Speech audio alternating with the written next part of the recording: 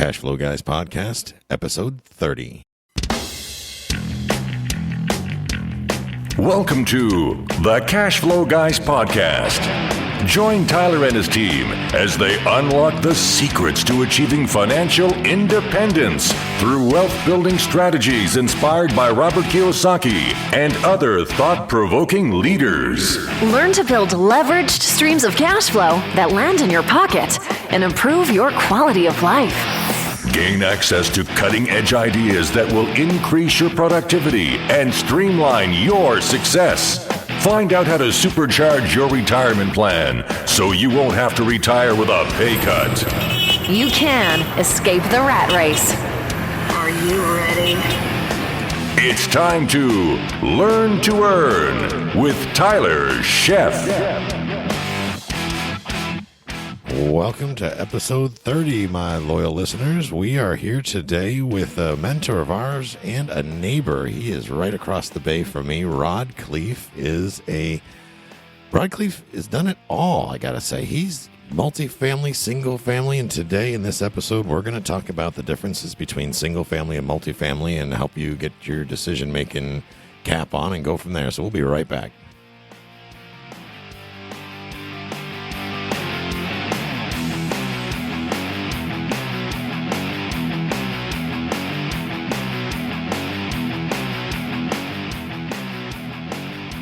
All right. We are here with one of America's top real estate professionals. This is why I love having a podcast, because I get to talk to people and surround myself with people that have a heck of a lot more of experience than I do. Like Robert Kiyosaki says, Rich Dad, don't be the smartest guy in the room, but surround yourself with the smartest guy. And today I'm going to introduce you to Rod Khleif. Rod, are you with me? Absolutely. Happy to be here, Tyler. Thanks for coming on the show. I really appreciate it. I know you're really, really busy. We've had some scheduling issues getting you on, and then I had to cancel and back and forth, but we finally got together, and it's great. I'm excited about it.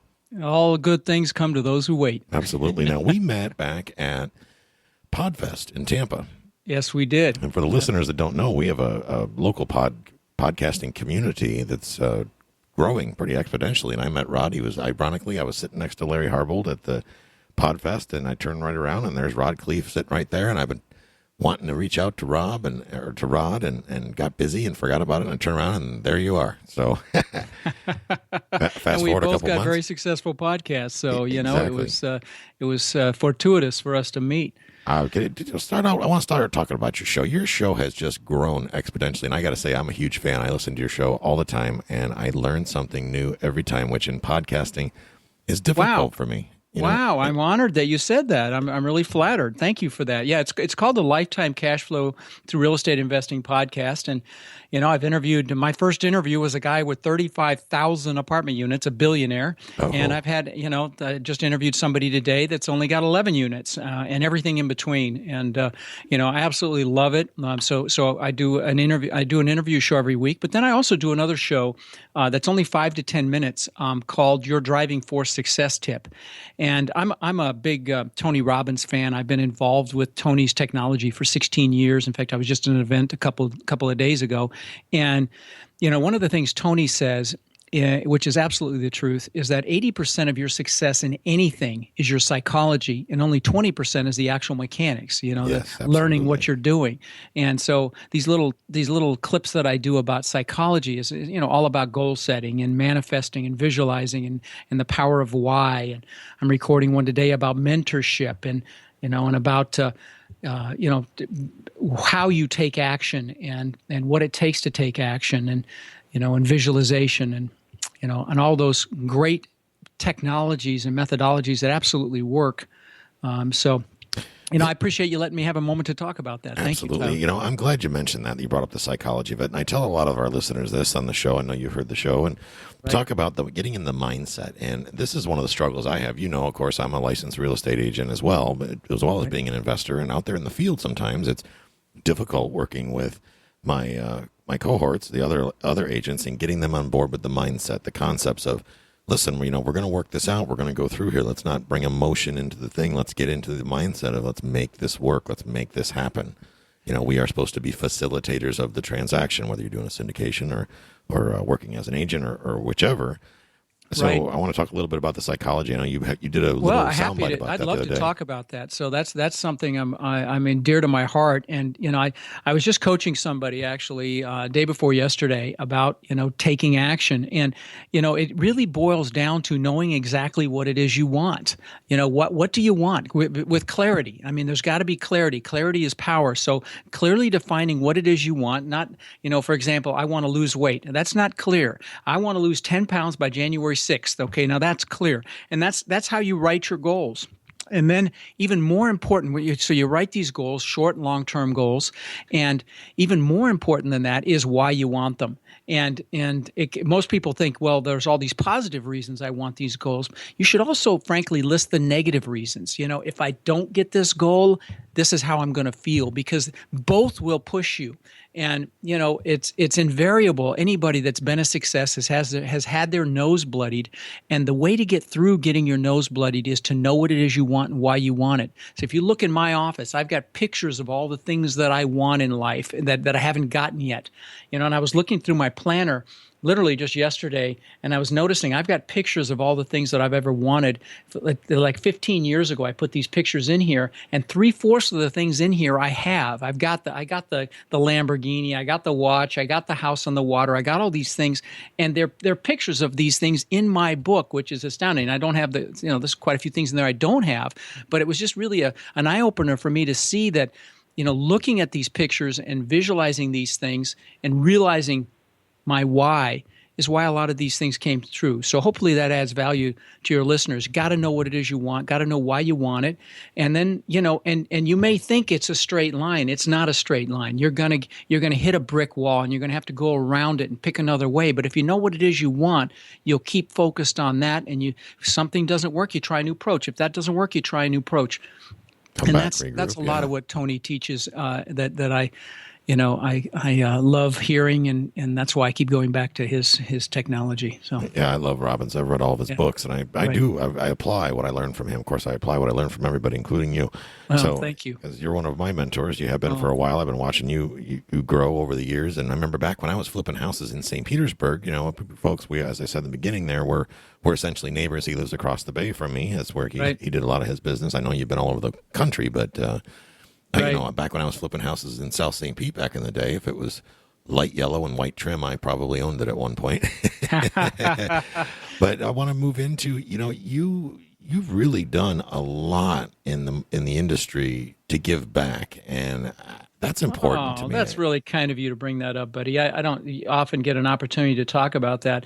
Let me tell a quick story. I have to give Tony Robbins credit for that. I mean, I'll be honest, before I went to my first event with him, I was frankly a narcissist. It was me, what's in it for me? How can I make a lot of money? And, and all that. And what happened was I'll tell you, this is an important lesson as well. And that is, I'd built this mansion on the beach. I mean, $8 million place, 10,000 square foot, 3-story, Gulf to Bay. I mean, just spectacular home.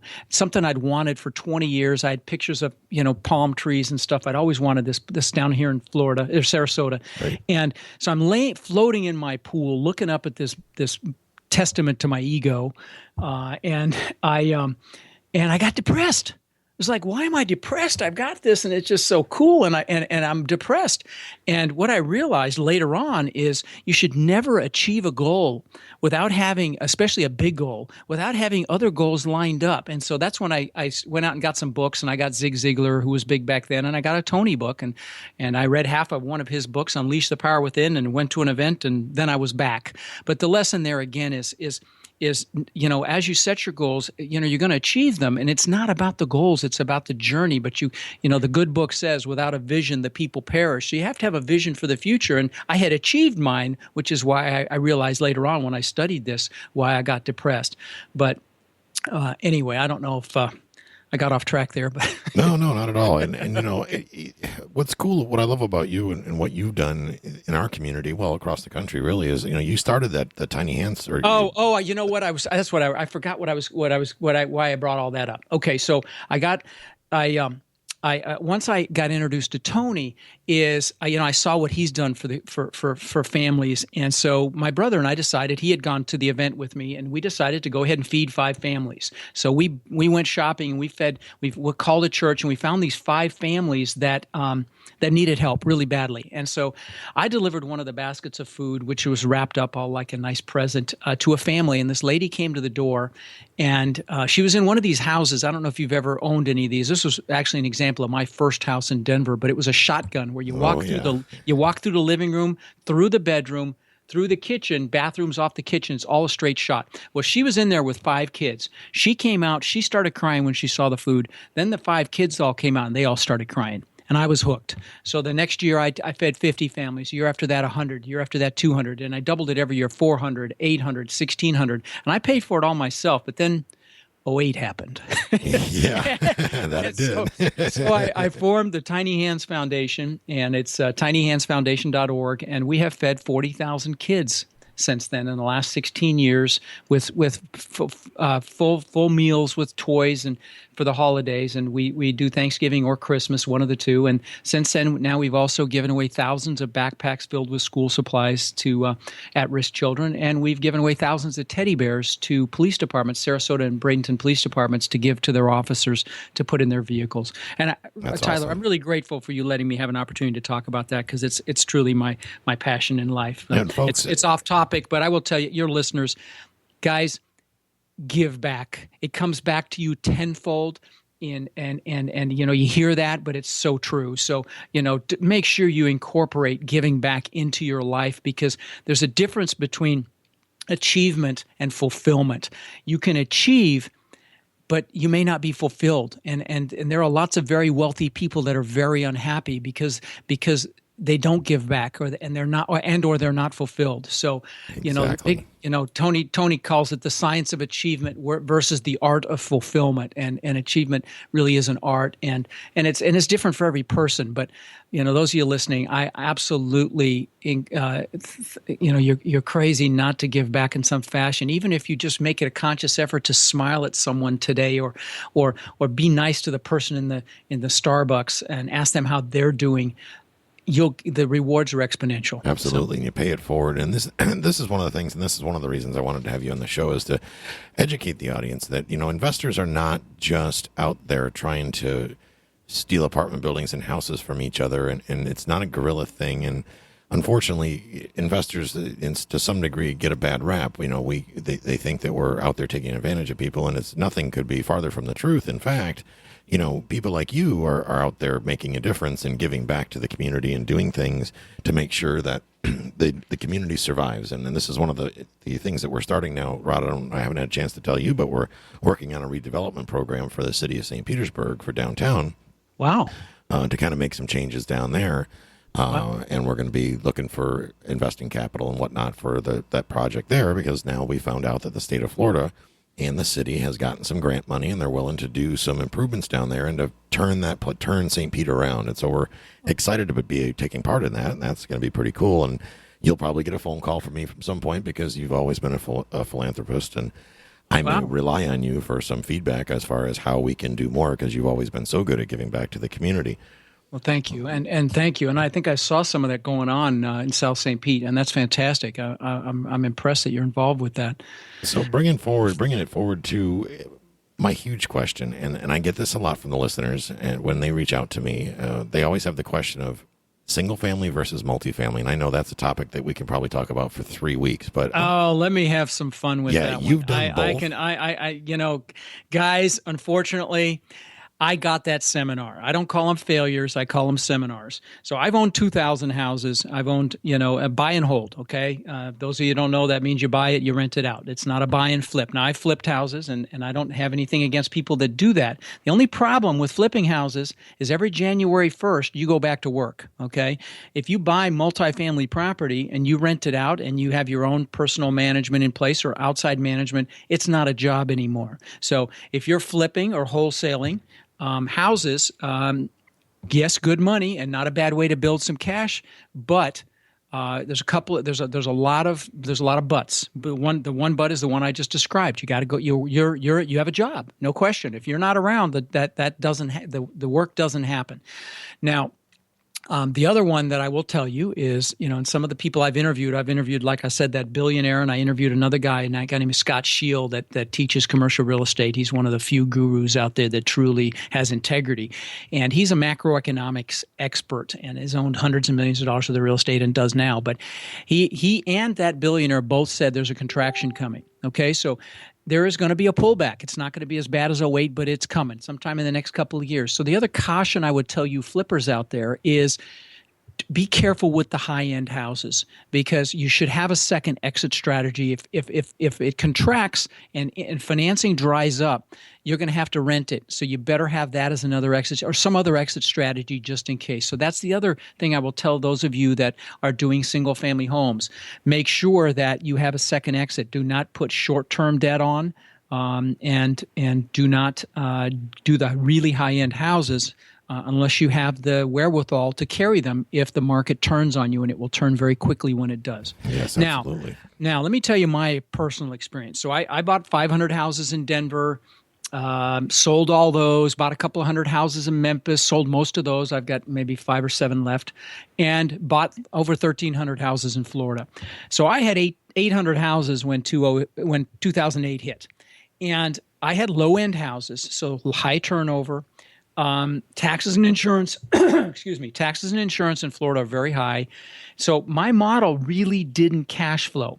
And so I had to sell or refinance a house occasionally, even with 800 houses, to cover my nut. But in 2006, my net worth went up $17 million. Okay. Wow. And I was, walking around like a peacock, thought I was the smartest guy on the planet. Also thought, 80 million baby boomers getting old and getting cold were really going to make Florida recession proof. No, that did not happen. Florida flew. Yeah, big whoopsie. Florida actually fell, I think, as bad as California or worse, and as bad as Arizona or worse. And, and so I had a seminar. It was about a $50 million seminar, and it's okay. I mean, I'm back now, and it's all good. But it was very painful. But the thing that I found out was I had apartment complexes too. I had an 80+ unit. I had some smaller stuff here in Florida, and they did just fine. And so I came to the realization that if I had gotten into multifamily instead of sticking with single family, when you get good at something, you get lazy and you get comfortable.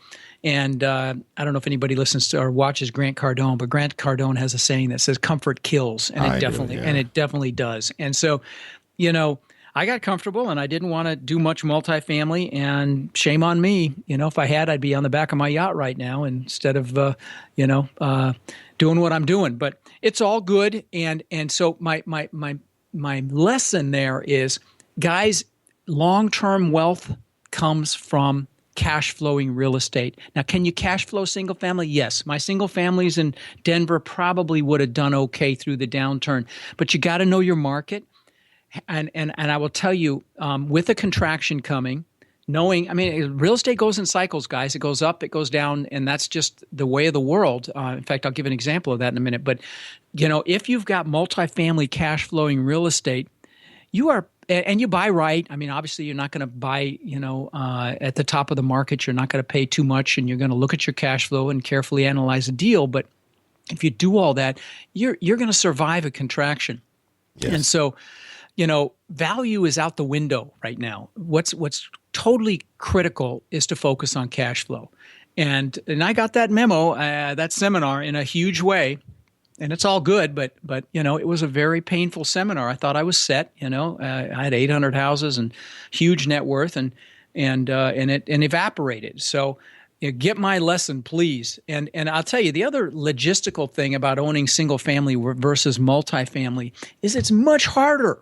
It's so much easier if you've got everybody in one place. I mean, I had houses. Yeah, Tyler, up in your area, I had probably 200 houses within 5 miles of you. I had, and I was even further north of you, and you're an hour away. I was like 2 hours north, and I was 2 hours south. So logistically, talk about a pain in the butt. I mean, let's talk about the different components of leasing property. You got to lease it, so you got to go show it. So you got to drive 2 hours to show it. And what if they don't show up? Let's say it's occupied and you've got to do maintenance work, which is common. You send your maintenance guys. First of all, he's got travel time. Then he's got to go see what it needs, because in a house, everything's different versus an apartment where typically a lot of the things are the same and you can stockpile parts and get your maintenance done very quickly and economically. But in a house, everything's different. So you got to go see what's needed. Then you got to go to Lowe's or Home Depot and buy it. So what should take an hour or two takes half a day, and that stuff adds up. So apartments are so much easier. And the other thing is, if you've got a house and it's vacant, you're 100% vacant. If you've got an apartment building, or even a duplex, if you've got a duplex and one side's empty, you're only 50% vacant. And if you bought right, chances are you're pretty close to covering your nut if you're not covering it. And forget it, if you buy a triplex or a 4-family, and that's a great way, by the way, for those of you that have never bought anything, that is a great way to start. Look at duplexes, look at triplexes, look at quads, because you can actually use FHA financing to buy those. Anything under 4 units, you can put residential financing on. It's very low down, and that's a great way to start. Now, you can also start with obviously larger, 10 to 20 units. Now, you'll have to get commercial financing, but the other thing you'll find out is that it's almost as easy, if not easier, to finance a larger property as it is to finance a house. So, I know it can seem intimidating, and you need to educate yourself, no question, with these podcasts and maybe books and maybe even some courses, but it's worth it. And, what I tell people that call me, and I take free 30-minute phone calls from my listeners, and, I'm usually booked pretty up. I take 6 a week, and I'm booked up, I know, a month in advance right now, but when I coach these people, I tell them, go on 2 tracks if you're brand new. 1, get out there and immerse yourself in it and see what's for sale. Talk to brokers. Go look at properties. Get a feel for what it's about while you educate yourself. Okay, don't just get caught up in educating yourself. You need to be doing both. You need to be reading and or studying what you're doing, listening to these podcasts, getting the tips, taking notes. Get a mentor. Go to your local RIA group and get a mentor, and find somebody that is willing to take you under their wing and help you through the rough patches. And so study and look at deals. Don't just get caught in one or the other. You need both. And me, all I did was go look at deals and buy, and I made tons of mistakes. I didn't educate myself. Most people will get caught in analysis paralysis, and they'll be ready, aim, and they keep aiming and they never fire. So, neither one is a smart way to do it. So you should do both simultaneously. I hope you agree, Tyler. Oh, absolutely. And one of the things I've been doing for my the students that I'm consulting with is doing exactly what you just said, is using that FHA product. They're brand new investors. They're getting started. Right. The credit may not be the greatest. They're in the high 5s, the low 6s or whatnot. And they've got a little bit of money to get started. And it's like, well, will you accept a change in quality of life for a short period of time? You need to occupy these legally for 12 months. Right. I've got a great lending partner here in the Tampa Bay area, that Lincoln Lending, Frank Cotto over there, and he does a really good job of seeing outside the box, working with the underwriters through the FHA programs to get these people in 2, 3, and 4 unit properties, start building that portfolio. They're building equity. They're getting experience by hands-on, and they're walking in with 3.5% down. Absolutely. I absolutely. It's a no-brainer, guys. 3% down, and you can, have the seller pay closing costs legitimately. And I interviewed a guy that's got 100 units doing it that way, a duplex at a time. He'd move in them. So, you may not be living in your dream home, and that's okay. You may have to forego your ultimate dream for a short while to get what you want. And that's really how it works, guys. There is no get rich quick. Any of these guys in these podcasts or gurus that tell you get rich quick is total BS, okay? You can get very wealthy if you're willing to apply yourself. But it's not a get rich quick thing. You've got to learn it. You've got to understand it. And frankly, you have to like it too.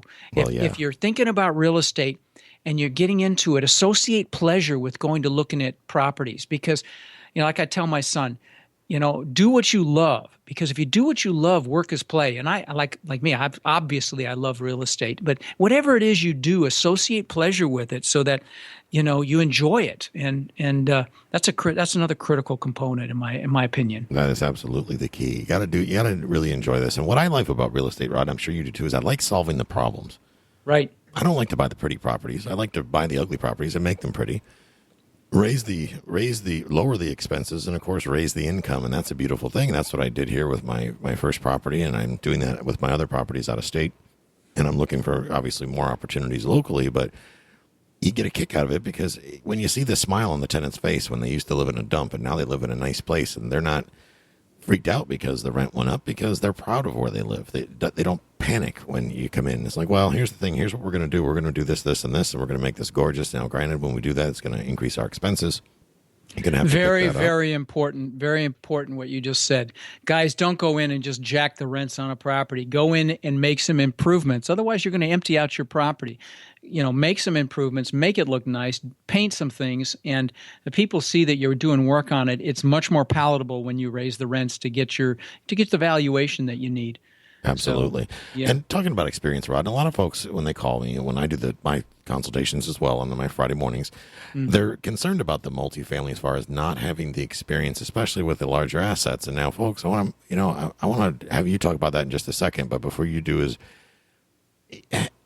I heard this from, I believe it was Kevin Bupp. I know you're friends with Kevin Bupp.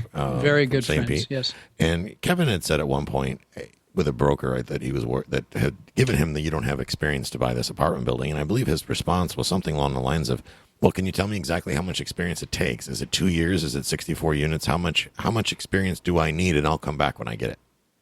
And the line went dead. Because really there's no rule. There's nothing to say. Of course, there's no rule. Well, let me give you an aside here then. And if you get a broker like that, well, forget that. Never mind that. But honestly, guys, if you're going to do a larger property, you're better off to involve a partner or a sponsor. It's hard to get financing on a larger, 60 plus, even 40 plus building from a bank if you haven't owned some multifamily. And I tell my listeners, listen, if you're gonna go for the big stuff, find somebody that's done it and bring them in as a sponsor. Allow that, either to qualify for the financing. If you, some of the larger properties, you can get non-recourse financing where you're not liable for the debt, and then that's much easier or much more palatable for a sponsor. But even if they're going to be liable for the debt, you might have to give up a big chunk. But it's worth it because then you've got the experience under your belt. Don't be greedy on the first deal or even the second deal. Bring somebody in that not only can keep you from making mistakes, but can make it much easier to get it financed and maybe puts money in, gets a good chunk of the deal. But that's okay because then you can say you own that property. You can say you were involved in buying, renovating, and managing that property and or properties.